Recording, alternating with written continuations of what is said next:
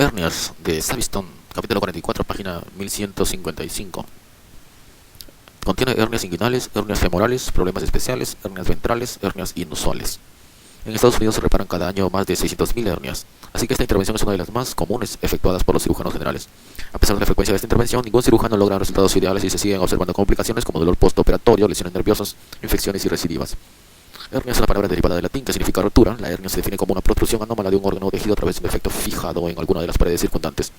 Aunque la hernia puede aparecer en diversos lugares, estos defectos se observan con más frecuencia en la pared abdominal, sobre todo en la región inguinal.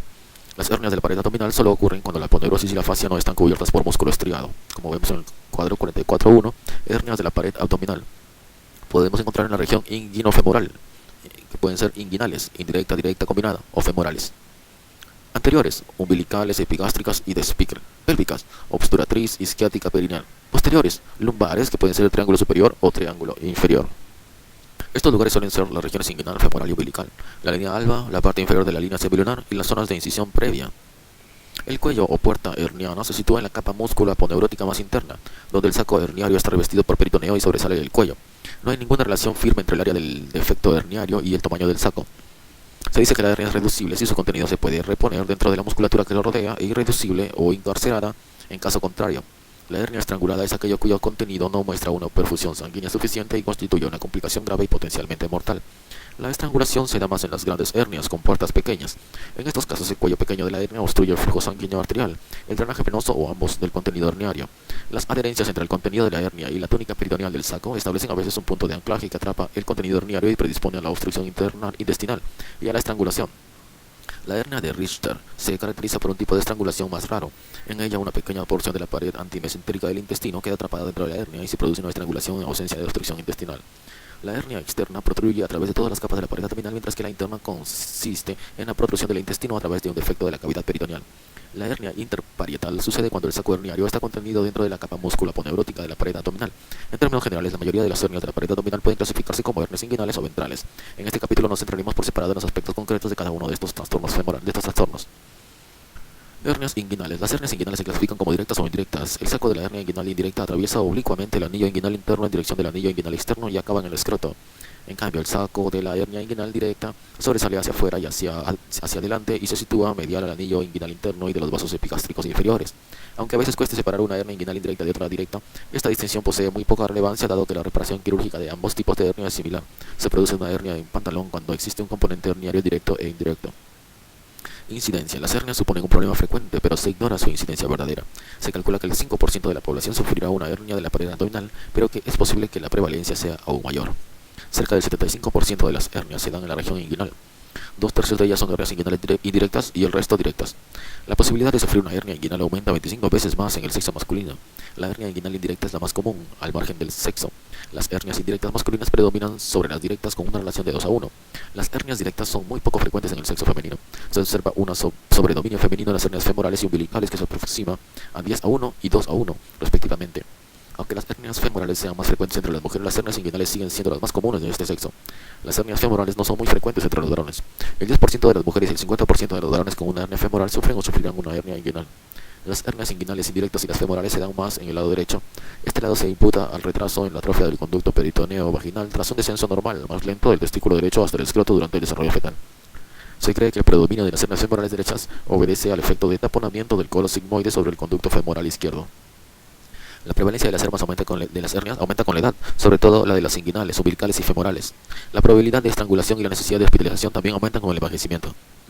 La estrangulación, la complicación grave más común de las hernias, ocurre solo en el 1 al 3% de las inguinales y es más frecuente en los dos extremos de la vida. La mayoría de las hernias estranguladas son hernias inguinales indirectas, aunque las femorales poseen la tasa más alta de estrangulación, 15 al 20% de todas las hernias, y por esta razón se recomienda reparar todas las hernias femorales en cuanto se diagnostiquen. Anatomía.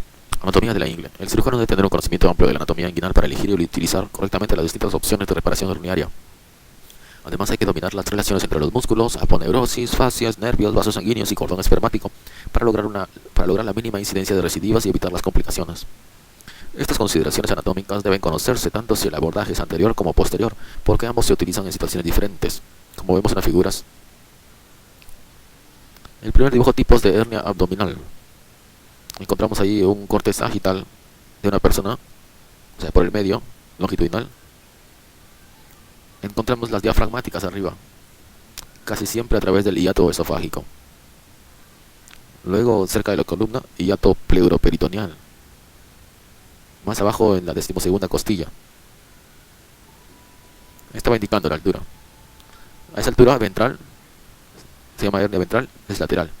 También puede ser ventral epigástrica, o más abajo umbilical, o más abajo ventral hipogástrica.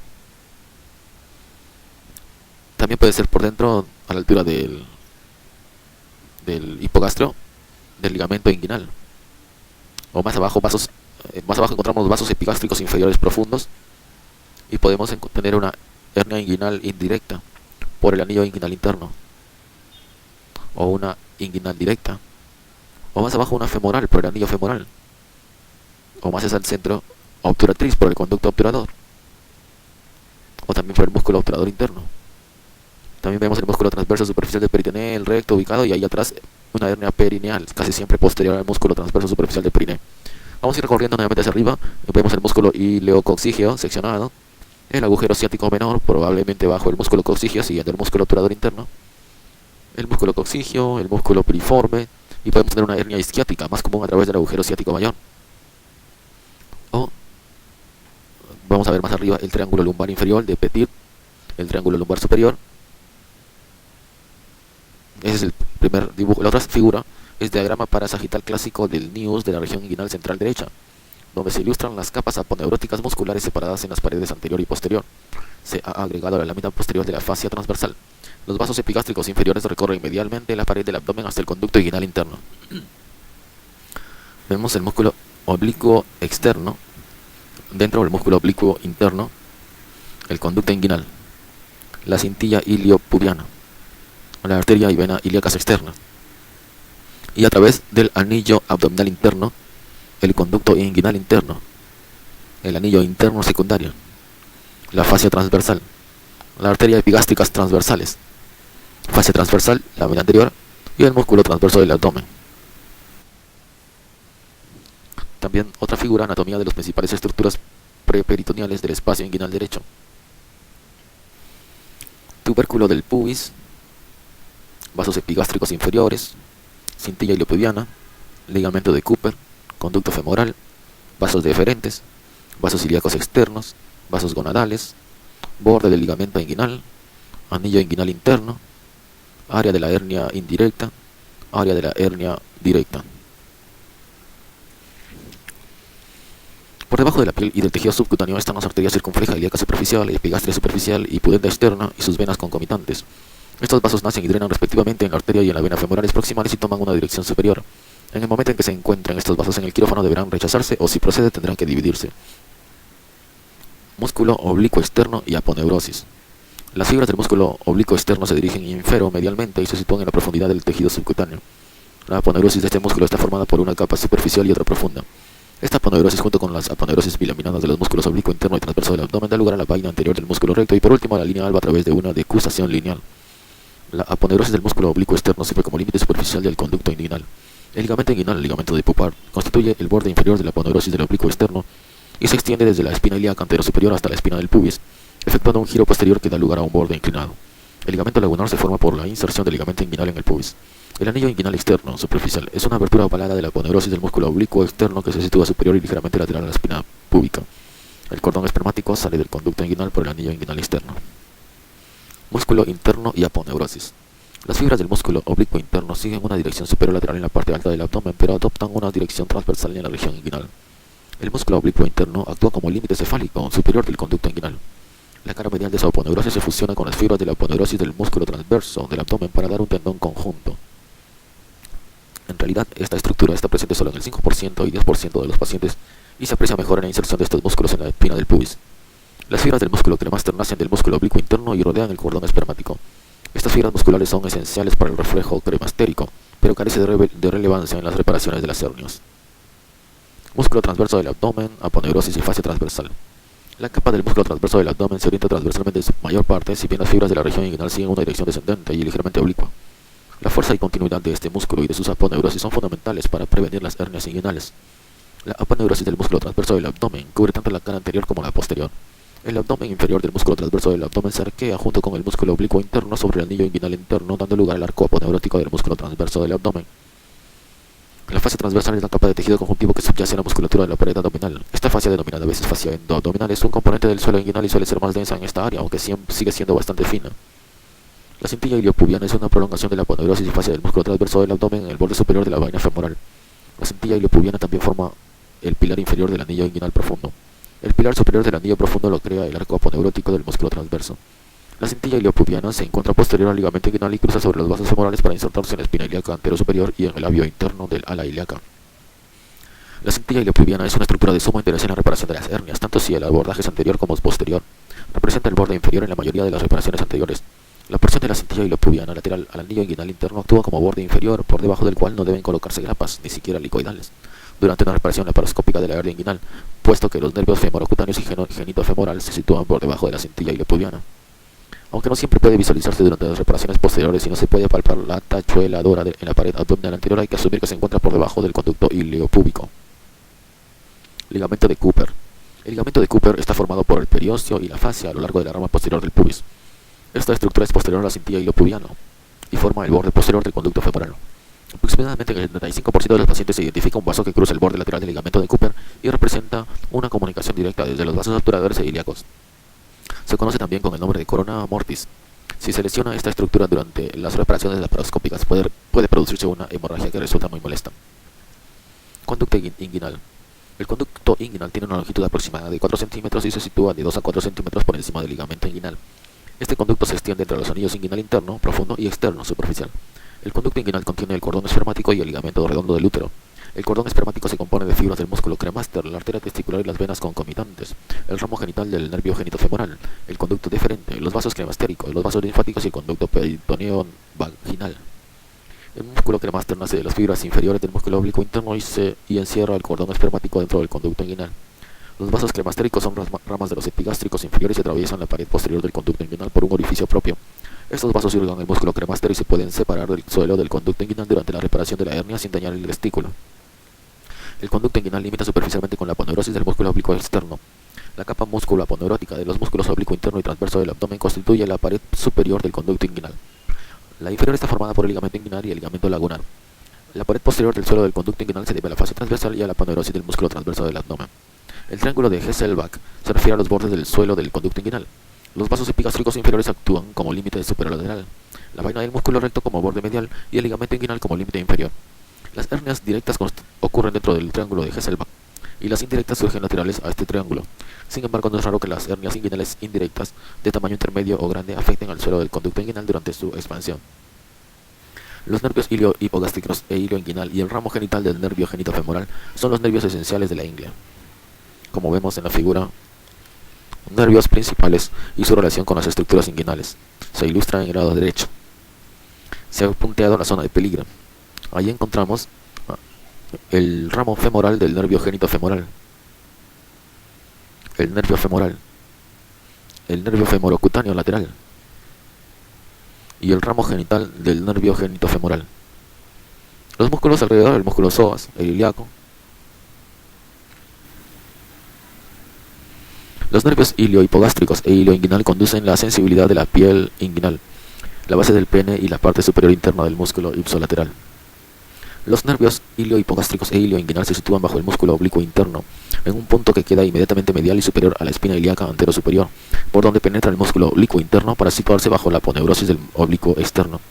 El tronco principal del nervio ilio-hipogástrico discurre por la cara anterior del músculo oblicuo interno y su aponeurosis medial y superior al anillo interno.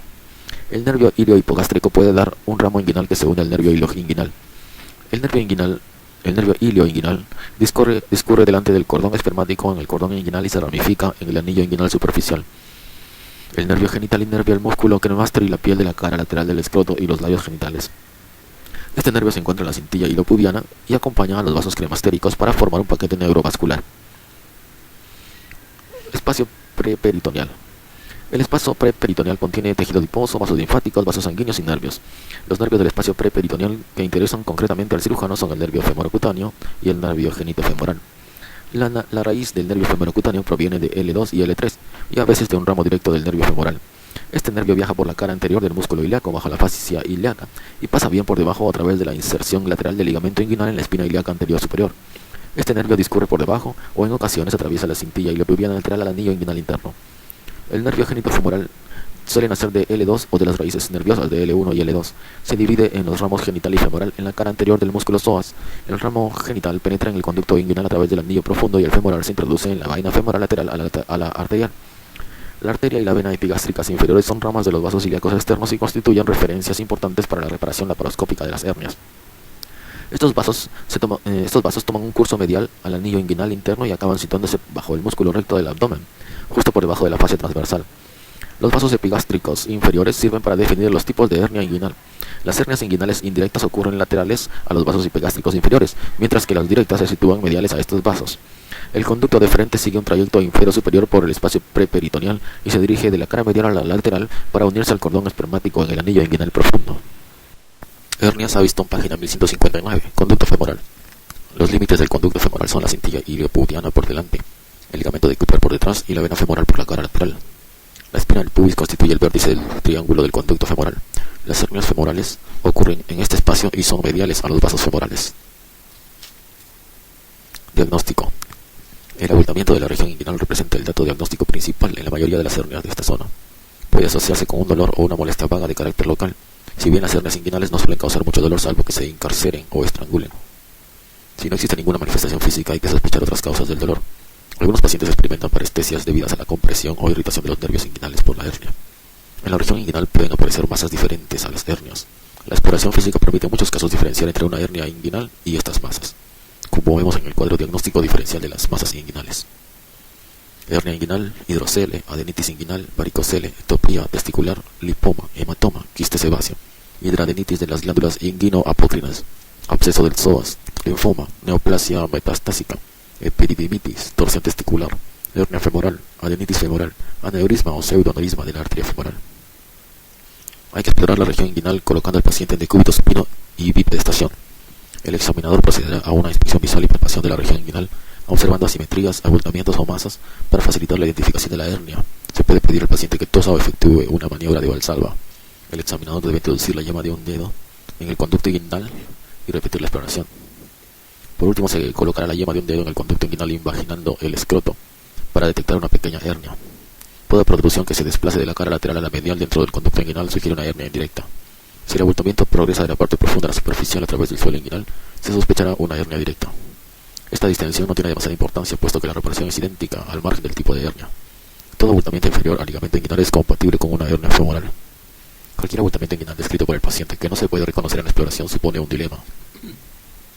Si se pide al paciente que se ponga de pie y camine durante un tiempo, a veces se puede ver o palpar masas herniarias no diagnosticadas. Si existe una sospecha firme de hernia, pero no se logra detectar, vale la pena repetir la exploración en otro momento. La ecografía también ayuda al diagnóstico. Posee una gran sensibilidad y especificidad en la detección de las hernias directas, indirectas y femorales ocultas. El resto de técnicas de imagen tienen menos interés. La tomografía computarizada desde el abdomen y la pelvis puede facilitar el diagnóstico de las hernias más oscuras e inusitadas, así como de masas inguinales atípicas. En ocasiones la laparoscopía puede tener una utilidad diagnóstica y terapéutica en los casos especialmente difíciles. Clasificación. Existen muchos sistemas de clasificación de las hernias inguinales. Un esquema sencillo y muy utilizado para clasificar las hernias inguinales es el de Nijus. Vamos a ver el cuadro donde dice clasificación de Nijus de las hernias inguinofemorales. Tiene 4 tipos. Tipo 1, hernia inguinal indirecta, anillo inguinal interno normal, por ejemplo, hernia pediátrica. Tipo 2, hernia inguinal indirecta, anillo inguinal interno dilatado, pero pared inguinal posterior intacta, sin desplazamiento de los vasos epigástricos inferiores profundos. Tipo 3, defecto de la pared posterior. A, hernia inguinal directa. B, hernia inguinal indirecta, anillo inguinal interno dilatado que comprime medialmente o destruye la fascia transversal del ángulo de Hasselbalch. Por ejemplo, hernia escrotal masiva por deslizamiento o en pantalón. Tipo 3, C, hernia femoral. Ahora tipo 4, hernia recurrente. A, directa. B, indirecta. C, femoral. D, combinado. Ese era el cuadro 44.3. Estas clasificaciones son incompletas y discutibles, aunque su finalidad sea proporcionar un mismo lenguaje y entender la comunicación médica, aparte de comparar las modalidades de tratamiento. La mayoría de los cirujanos sigue describiendo las hernias según su tipo, localización y volumen del saco herniario. Tratamiento conservador. La mayoría de los cirujanos recomienda la cirugía en cuanto se descubre la hernia inguinal, pues la evolución natural se caracteriza por un ensanchamiento y debilitación progresivos, a los que se suma el riesgo de encarceración y estrangulación. Sin embargo, en los pacientes con síntomas mínimos, el médico tiene a menudo que sopesar los riesgos de las complicaciones asociadas a las hernias, como la encarceración de la hernia y la estrangulación intestinal, con la posibilidad de que se produzcan complicaciones tanto a corto como a largo plazo. Fitzgibbons y Coles han publicado recientemente el primer estudio prospectivo letalizado sobre una estrategia de espera y observación en los pacientes con hernias inguinales asintomáticas o mínimamente sintomáticas. 700 varones, estos investigadores sometieron aleatoriamente a más de 700 varones a espera y observación o a una reparación abierta y sin tensión de sus hernias. El riesgo de encarceración herniaria en el grupo de observación fue muy bajo, 1,8 casos por 1000 pacientes años, o el 0,03% de los participantes en el estudio. Casi la cuarta parte de los pacientes asignados al grupo de espera y observación se pasaron al grupo quirúrgico debido en la mayoría de los casos a un dolor relacionado con la hernia que limitaba su actividad. A pesar de este porcentaje de cambio de grupo aparentemente alto, los pacientes que se sometieron posteriormente a una intervención quirúrgica no tuvieron más infecciones en la herida quirúrgica, unos tiempos de operación más largos, ni unos índices de recidiva mayores que los asignados inicialmente a una reparación precoz. Este estudio aporta pruebas concluyentes que demuestran que la estrategia de esperar y observar resulta segura en los pacientes mayores con hernias inguinales asintomáticas o mínimamente sintomáticas, y que aun cuando casi el 25% de los pacientes se tuvieron que someter finalmente a una reparación, los riesgos y las complicaciones quirúrgicas no son muy diferentes de los de aquellos pacientes que se someten a una reparación profiláctica. Los pacientes que optan por un tratamiento conservador pueden experimentar en ocasiones una mejoría sintomática utilizando un braguero. Esta solución se utiliza con más frecuencia en Europa. Es importante tomar medidas correctas y efectuar un ajuste adecuado. Aproximadamente un 30% de los pacientes obtiene un control de la hernia. Entre las complicaciones del braguero se encuentra la atrofia testicular, la neuritis ilioinguinal o femoral y la encarceración herniaria. En general se admite que las hernias femorales no deben tratarse por vía conservadora, dada la gran incidencia y complicaciones asociadas en particular de estrangulación. Reparación quirúrgica. Reparaciones anteriores. Las reparaciones anteriores constituyen el abordaje quirúrgico más común en las hernias inguinales. Hoy la norma es la reparación sin tensión y se conocen diferentes modalidades. Las técnicas de reparación tisular más antiguas no suelen estar indicadas salvo en los casos con contaminación simultánea o resección intestinal concomitante, en los que puede estar contraindicada la colocación de una malla protésica. Todas las reparaciones anteriores comparten algunos aspectos técnicos.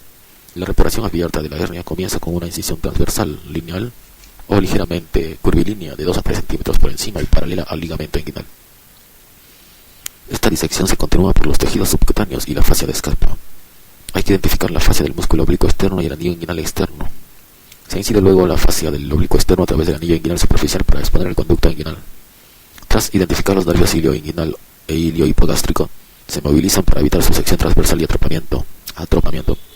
El cordón espermático se moviliza en la espina del pubis mediante una disección combinada, roma y punzante. La movilización inadecuada del cordón espermático, colocándolo en una posición lateral exagerada con respecto a la espina del pubis, puede dificultar mucho la identificación de los planos tisulares y de las estructuras primordiales y seguirse de la rotura del suelo del conducto inguinal. Las fibras del músculo cremaster del cordón espermático movilizado se dividen y separan de las estructuras cordonales subyacentes. En general, la arteria y la vena cremastéricas que se unen al músculo cremaster cerca del anillo inguinal se cauterizan o ligan y seccionan. Cuando existe una hernia indirecta, se localiza el saco en la profundidad del músculo cremaster y en un punto entero superior a las estructuras del cordón espermático. Si se incide el músculo cremaster en sentido longitudinal y se divide perimetralmente cerca del anillo inguinal interno, se facilita la exposición del saco de la hernia indirecta. Hay que disecar cuidadosamente el saco herniario de las estructuras cordonales adyacentes y llegar hasta el plano del anillo inguinal interno. Después de abrir el saco se examinará el contenido visceral. Si es voluminoso, no obstante, este paso se puede omitir en las hernias más pequeñas. El cuello del saco se liga a la altura del anillo interno y se estirpa el saco sobrante. Si hay un gran saco herniario, se puede seccionar con el electrocauterio para facilitar la ligadura. No es necesario estirpar la porción distal del saco. Si el saco tiene una base amplia, resulta más fácil desplazarlo hasta la cavidad peritoneal que ligarlo. Los sacos de la hernia directa protruyen a través del suelo del conducto inguinal y se pueden reducir bajo la fascia transversal antes de la reparación. El lipoma del cordón representa la herniación de grasa retroperitoneal a través del anillo inguinal interno y debe ligarse con una sutura y estirparse. La hernia de desplazamiento ofrece problemas especiales a la hora de manipular el saco herniario. En una hernia deslizante, una parte del saco se compone de peritoneo visceral que cubre una porción de un órgano retroperitoneal, casi siempre el colon o la vejiga.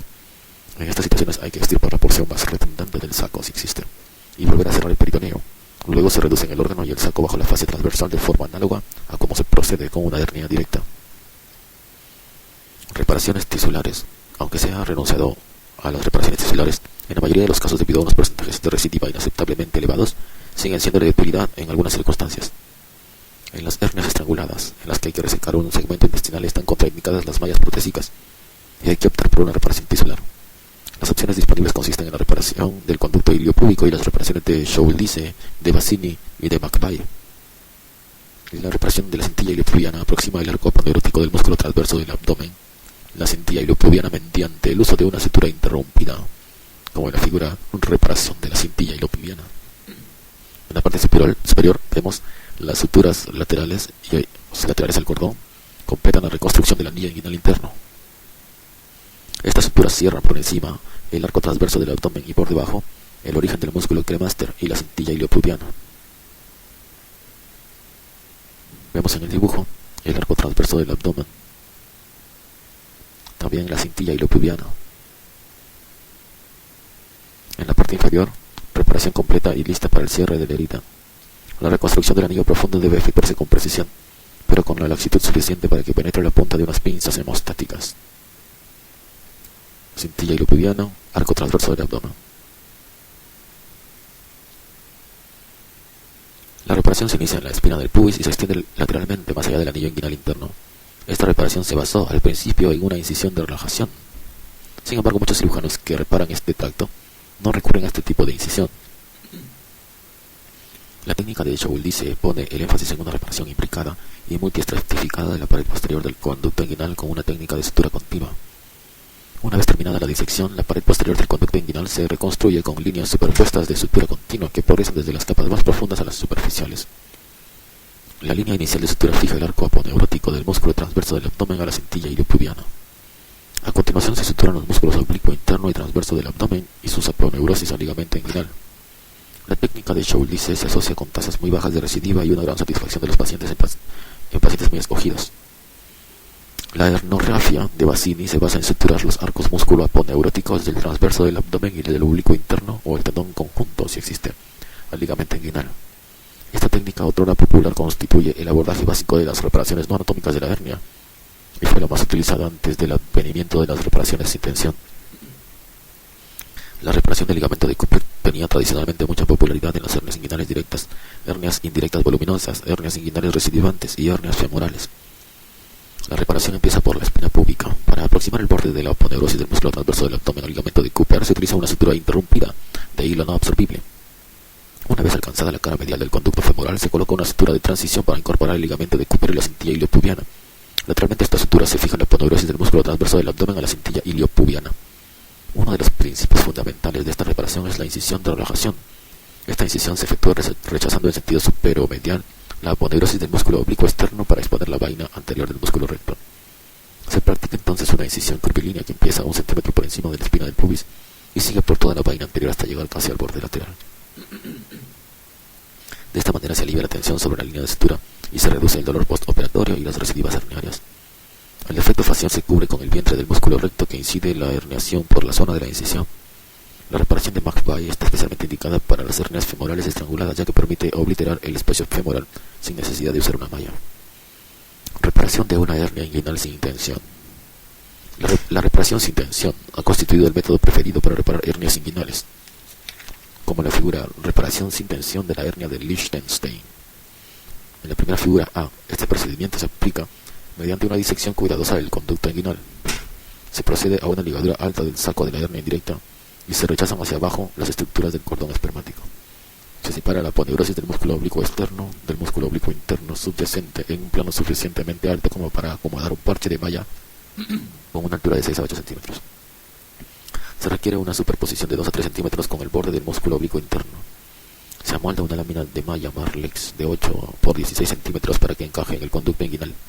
Se practica una ranura en la cara lateral de la malla y se coloca el cordón espermático entre las dos colas de la malla.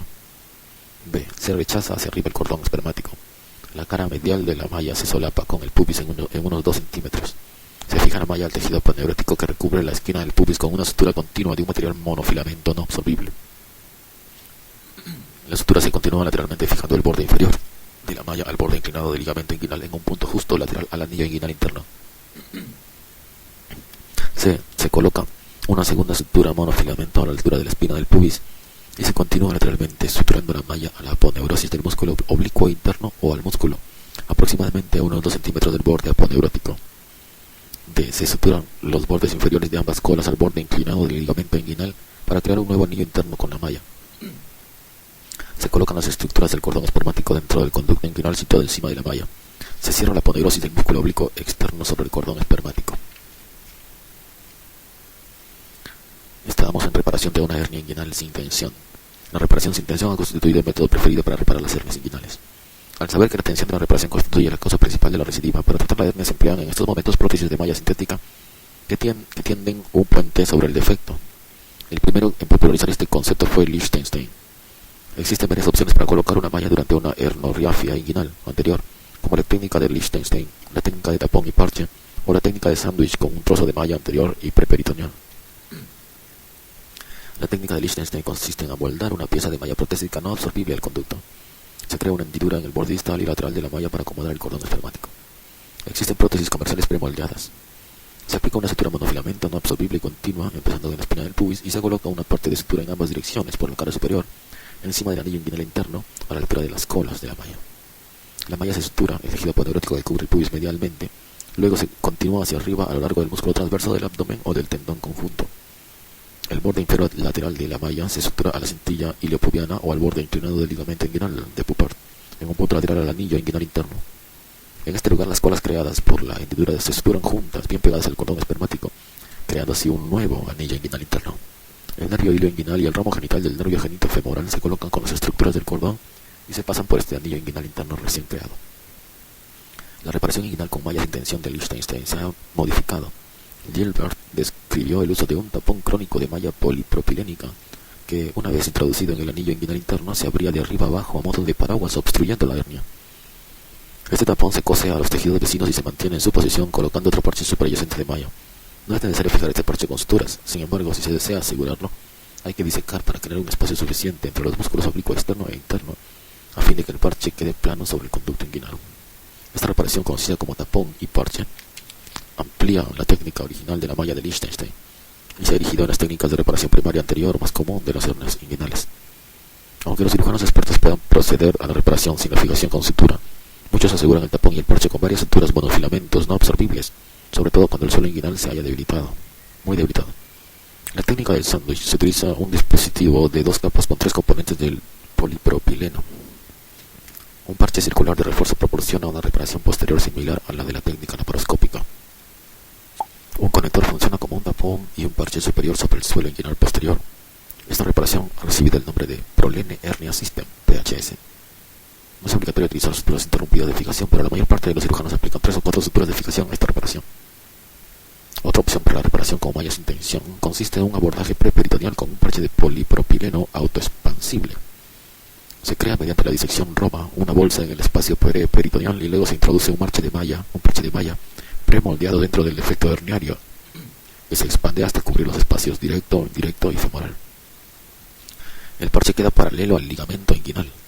Puede mantenerse sin fijación con sutura o se puede colocar una pequeña sutura con grapas helicoidales. Resultados de la reparación anterior sin tensión de las hernias inguinales. En varios estudios prospectivos aleatorizados recientes se han comparado distintas reparaciones anteriores con malla para hernias inguinales. En la tabla 44.1 se puede encontrar una recopilación de estos estudios. Casi 1000 pacientes asignados aleatoriamente a estas reparaciones. Los índices de recidiva han sido muy bajos, desde el 0 al 3,5%, tras un seguimiento a corto plazo, media de menos de un año. Dependiendo de las definiciones utilizadas para las compilaciones y los porcentajes obtenidos, han oscilado entre 4,5 y el 33%. A pesar del carácter aleatorio de estos estudios, conviene extremar las precauciones a la hora de interpretar los resultados. En primer lugar, la mayoría de los pacientes habrían superado un proceso de selección muy estricto y en muchos de los estudios se descartaron las hernias recurrentes, los pacientes obesos y las hernias inguinales de gran tamaño. En segundo lugar, el periodo de seguimiento es demasiado breve para poder identificar las recidivas potenciales. Además, los resultados de algunos seguimientos se completaron con una entrevista por teléfono y no mediante exploración física. A pesar de todo, estos estudios demuestran que en manos experimentadas las 3 técnicas para la reparación anterior sin tensión de las hernias tienen unos porcentajes de recidiva aceptables con una movilidad mínima en pacientes adecuadamente seleccionados. La tabla estudios prospectivos aleatorizados en los que se han comparado distintas técnicas abiertas para reparar hernias inguinales sin tensión. Estudio, año, pacientes, complicaciones en porcentaje, periodo de seguimiento en meses y recidiva en porcentaje. Estudio Nian, Huix y Coles, 2005. Pacientes Prolene Hernia System, PHS, 111. Complicaciones 14%. Seguimiento 15 meses. Recidivas 1%. También el estudio Nienhuix y Coles en el año 2005, pacientes tapón 113, complicaciones 9% y recidivas 3,5%. Paciente Liechtenstein 110, complicaciones 10%, recidivas 2,7%. Estudio Pironen y Coles 2006, PHS, que es Pleural Hernia System, 150, complicaciones 26, periodo de meses 12, recidiva 0. Liechtenstein 150, 28% de complicaciones, 0,6 recidivas.